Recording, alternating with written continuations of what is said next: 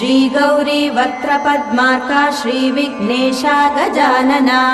उत्तिष्ठ सुरसम्पूज्या त्रैलोक्यं पालनं कुरु श्रीगौरी वक्त्रपद्मार्का श्रीविघ्नेशा गजानना उत्तिष्ठ सुरसम्पूज्या त्रैलोक्यं पालनं कुरु उत्तिष्ठोत्तिष्ठ हेरम्बा उत्तिष्ठ गणनायका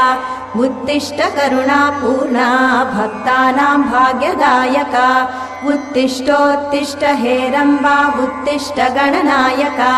उत्तिष्ठ करुणापूर्णा भक्तानां भाग्यदायका श्रीयाकुवाहन शिवात्मज दिव्यगात्रा